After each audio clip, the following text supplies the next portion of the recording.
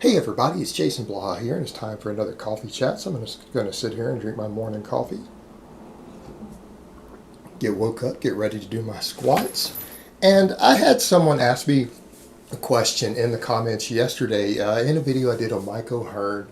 Hey, isn't it possible that someone like Mike O'Hearn is Natty? I mean, he's smaller than the Mr. Olympias and a lot of the big IFBB pros, and those guys use gear. That's what people on gear look like. He's smaller than them, so isn't it possible that he's Natty? And this is one of the problems we've run into, is that there's such a misconception about who uses stuff and how much and genetics and everything else, that people will sometimes really come to this sort of logic because they're under some impression that maybe their bro, the guy they know at the gym who uses a little bit of stuff, that maybe a guy competing in the Mr. Olympia only uses what, maybe double what he does. They're really under that sort of mindset because they really and truly do not know what sort of amounts these guys use. They really don't know.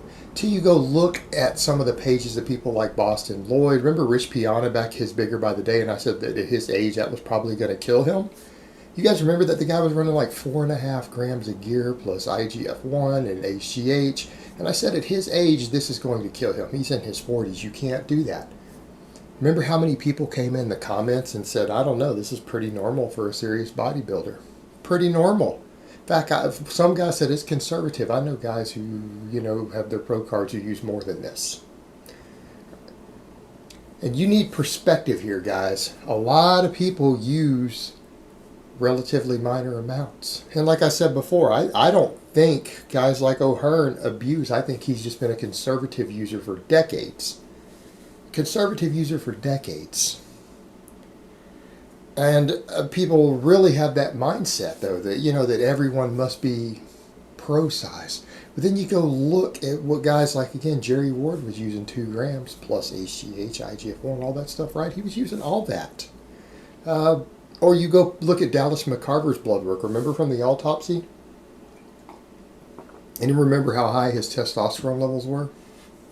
They were 100 times the average healthy man's, right? So if you want perspective here, if you're given about 100 milligrams a week, once a week, for a prescription for a replacement dose for legitimate medical reasons of something like testosterone, you're going to be at about 500, 550, 600 nanograms per deciliter. That's what your blood work's going to show, right? He was at 55,000.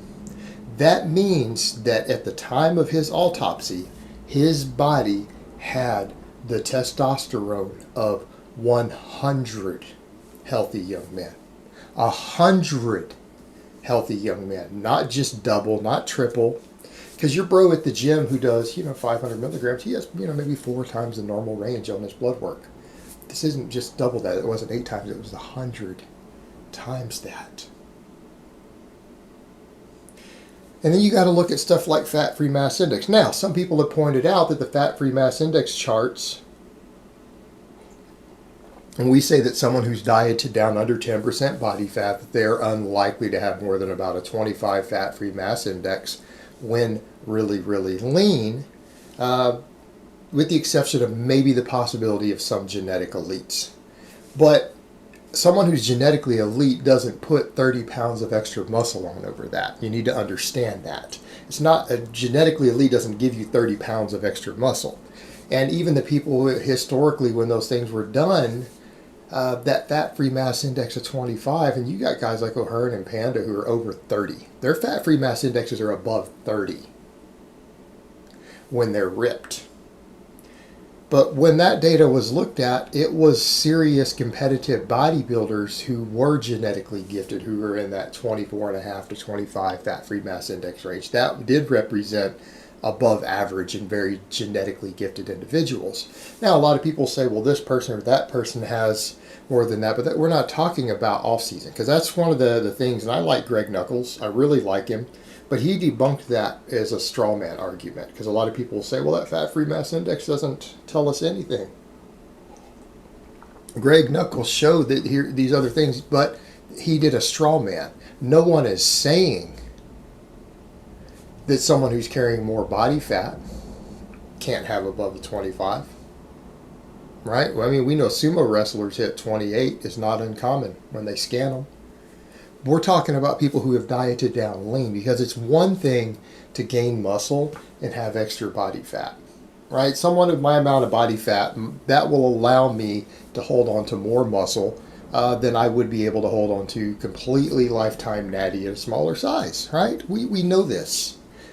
We know this. We know that food and calories are anabolic. We know that you can hold more muscle mass if you overeat and you're carrying a little more extra body fat. That's not subject to debate. What we're saying with that is when guys diet down lean, because what happens when most men get to around 10% body fat? If you're completely clean, not using anything to preserve muscle, you start losing more muscle mass. So by the time you get from 10% body fat down to 7 or 8% body fat, you may have lost several pounds of muscle tissue in that process. Even if your protein was kept really high, even if your training was good, even if you really were careful about not doing anything that's going to cause you to lose extra muscle mass, the act of dieting itself strips muscle off you. And when you start getting real lean, you start losing a larger percentage of the weight that you lose starts becoming muscle mass, no matter how on point your diet and training are. The body won't let you do that, and then your testosterone levels come down, your hormone levels come down.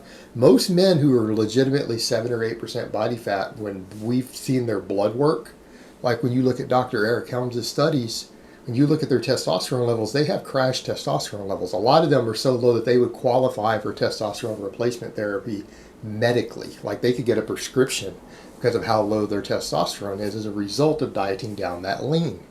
So we're not talking about that fat-free mass index of a guy who's 15% body fat. A guy who's 15% body fat can very easily, if he's been training really hard and built a lot of muscle, he could probably be 27. In some cases, maybe even like a 28 fat-free mass index, right? And if he's genetically gifted, maybe higher. But what happens when he diets down to 7 or 8% body fat? That number's going to start coming down because he's going to start losing muscle mass also. He's going to start losing muscle mass also. And you have to factor that in when we're talking about that. And these are guys who are holding a tremendous amount of body weight, a tremendous amount of muscle mass when they are ripped. Not talking about when you're fluffier. And I'll give you guys a perfect example of someone who, when you start looking at relative body weights, because these guys are like 230 plus when they're ripped. Take my bro Nico Ella. I linked if you guys check, I did a video a while back discussing 3 different people, followers who are killing it in the gym. I linked his YouTube page. All right, he's been lifting weights like 20 years. He's earned a Natty Pro card like 8 or 9 years ago. We're talking about a guy who trains day in, day out for 2 decades. If you look at his structure, the guy's genetically gifted for building muscle, genetically gifted for all that. Most of us aren't going to look like him.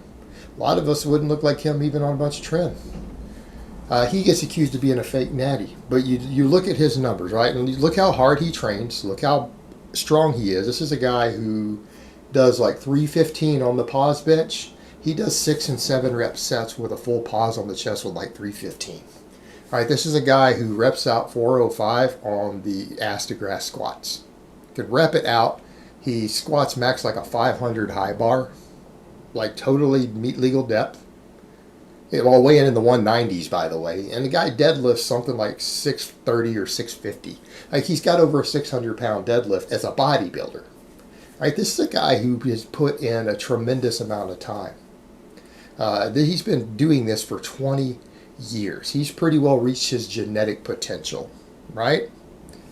What's he weigh at contests? When he cuts down for shows, he weighs about 180 pounds and he's 5'11". You telling me these guys, some of them not that different in height from him, are holding 50 pounds more muscle than a guy who is genetically gifted, has had his training on point for 20 years straight. 20 years straight, is absurdly strong,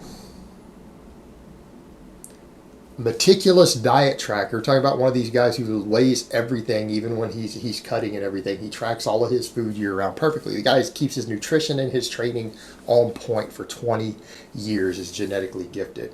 Wins shows, by the way. telling me these guys have 50 pounds of muscle on him, clean, just because they're smaller than the Mr. Olympia? Are we serious? Are you serious? You guys really think it's possible to have 30, 40, or 50 pounds more muscle mass than someone like Nico while being clean? I mean, Nico gets accused of being a fake natty every day. Devin Palumbo, who I linked in the same video, gets accused of being a fake natty every day. Same thing, another guy's been training since he was 13. A guy was benching 135 when he was 13. Lifetime natty. The guy plays around like clean and jerks 300, having no one ever coached him. Deadlifts well over 500. Like a 330 raw bencher. Decently strong guy, all around strong guy. Athletic, has competed in multiple sports. Multiple sports he's competed in. Like 3, 4, 5 different sports. Very athletic person his entire life. Done bodybuilding, everything else. Same thing, when he cuts down, he's like in the 170s. Guy who weighs like 175 when he gets shredded. Decades of training. Coming up on decades. His full-time life is revolved around training and fitness. Extremely genetically gifted. Telling me these guys are going to have 50 pounds of muscle on him, that it's possible to do that natural over these guys who are genetically gifted, who have well in excess of a decade of serious hard training, serious competitors with way above average genetics, that someone is going to be natural and have 40 or 50 pounds of muscle mass on them when lean, when they're all cut down. And you guys really think that just because they're smaller than IFBB pros that they're not using anything? People need to understand that what pros are using versus what everyone else is using is mind-boggling. That's like saying a comparison of a person is not a successful business owner or entrepreneur if they make less money than Bill Gates or Mark Zuckerberg, right? I mean, they made less money than them. That's how extreme what you guys are saying are. Because a lot of these pro bodybuilders aren't just using a little bit more than other people. Some of them are using 20, 30, 50 times the amount of stuff. Literally 50 times the amount that other people are using who are more casual users of these things. All right, the level of abuse is mind-blowing. If you guys don't believe me, go talk to some of the bros at your gym who use it. All you guys have friends who use. Ask them what they use. And they go compare that to what guys like Rich Piana were using, admittedly. Go compare it.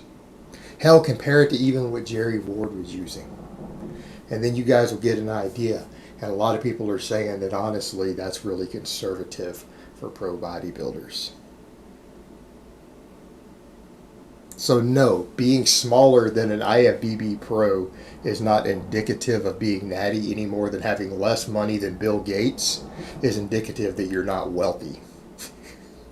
The difference between most people who are doing stuff versus what they're using is night and day. So obviously, the overwhelming majority of people who even use excessive amounts of these substances are going to use less than those guys, and they're going to be smaller than them.